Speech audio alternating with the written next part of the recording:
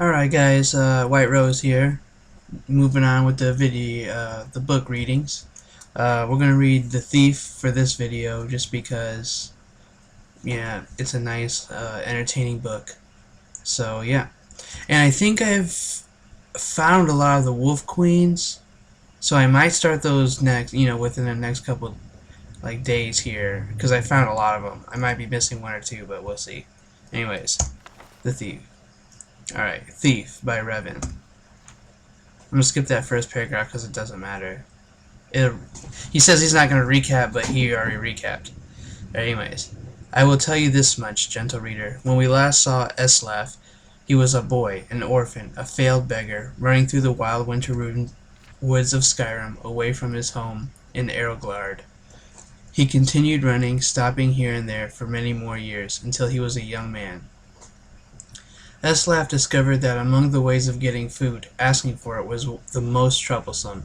Far easier was finding it in the wilderness or taking it from unguarded market stalls.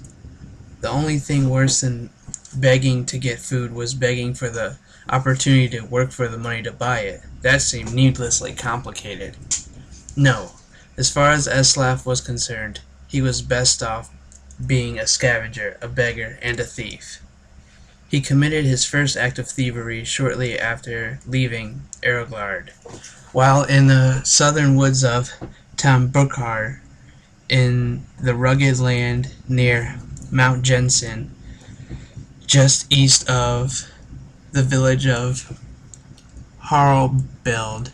Eslaf was starving, having not eaten anything but a rather scrawny raw squirrel in 4 days, and he smelled meat cooking and then found the smoke. A band of minstrel bards was making camp. He watched them from the bushes as they cooked, and joked and flirted and sang. He could have asked them for some food, but so many others had refused him before. Instead, he rushed out, grabbed a piece of meat from the fire, and wincing from the burns, scrambled up the nearest tree to devour it while the bards stood under him and laughed. What is your next move, thief? Giggled a fair, red-headed woman who was covered with tattoos. How do you intend to disappear without us catching you and punishing you? As the hunger subsided, Eslaf realized she was right. The only way to get out of the tree without falling in their midst was to take a branch down to where it hung over a creek. It was a drop off a cliff about 50 feet. That seemed like the wisest strategy, so Eslaf began crawling in that direction. You do know how to fall, boy, called a young Khajiit, but a few years older than Eslaf, thin but muscular, graceful in his slightest movements. If you don't, you should just climb down here and take what's coming to you. It's idiotic to break your neck when we just give you some bruises and send you on your way. Of course I know how to fall, Eslaf called back. But he didn't. He just thought the trick to falling was to have nothing underneath you and let nature take its course. But 50 feet up, when you're looking down, is enough to give anyone a pause. I'm sorry to doubt your abilities, Master Thief, the Khajiit grinning. Obviously you know to fall feet first with your body straight, but loose to avoid cracking like an egg. It seems you are destined to escape us. Eslaf wisely followed the Khajiit's hints, and leapt up into the river, falling without much grace, but without hurting himself. In the years that followed, he had to make several more drops from even greater heights, usually after a theft, sometimes without water beneath him, and he improved the basic technique. Alright, so there he learned how to fall from tall places. I guess that's what that whole story there was about. Continuing on. When he arrived in the western town of Jallenheim on the morning of his 21st birthday, it didn't take him long to find out who was the richest person, most deserving of being burgled. An impregnable palace in a park near the center of town was owned by a mysterious young man named Soybud. Eslaf wasted no time in finding the palace and watching it. A fortified palace, he had come to learn, was like a person, with quirks and habits beneath its hard shell. It was not an old palace. Evidently, whatever money this soy bud had come into was fairly recent.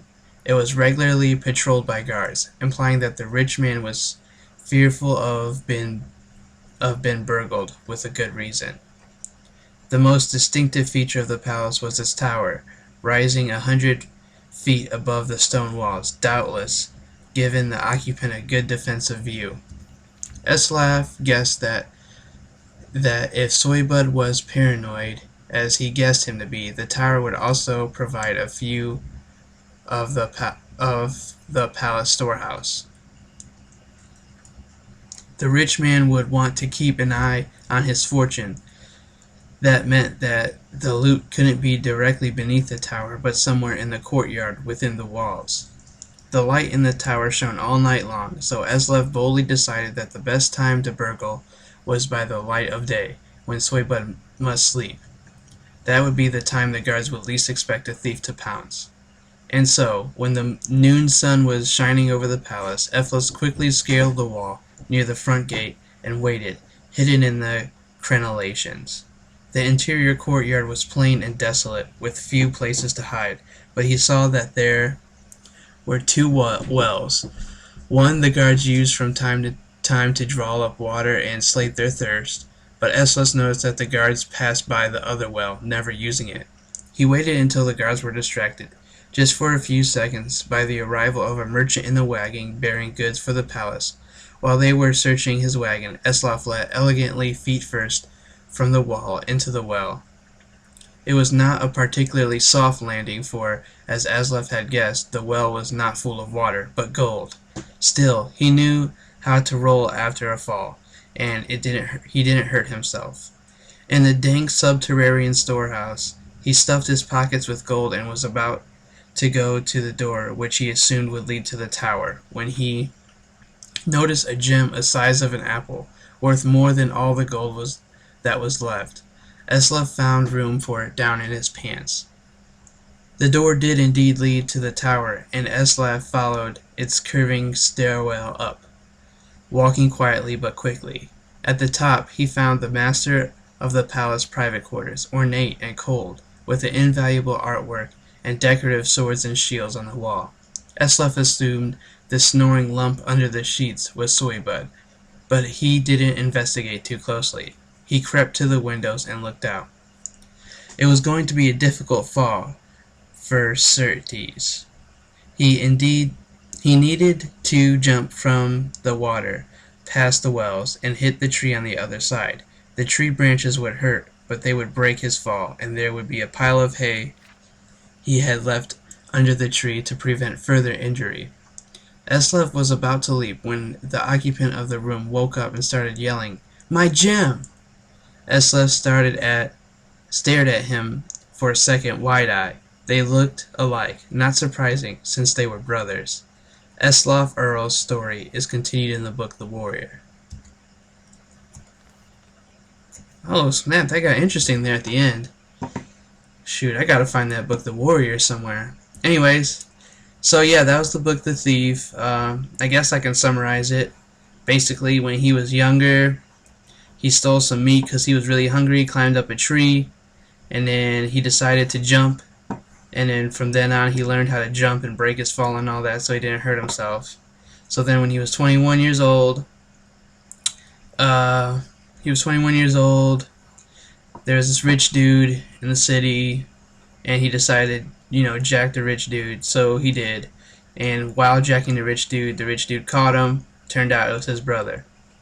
So that's interesting. I think it got interesting there at the end, so I gotta hurry up and find that book, The Warrior, because I want to continue that one. Alright, but till next time.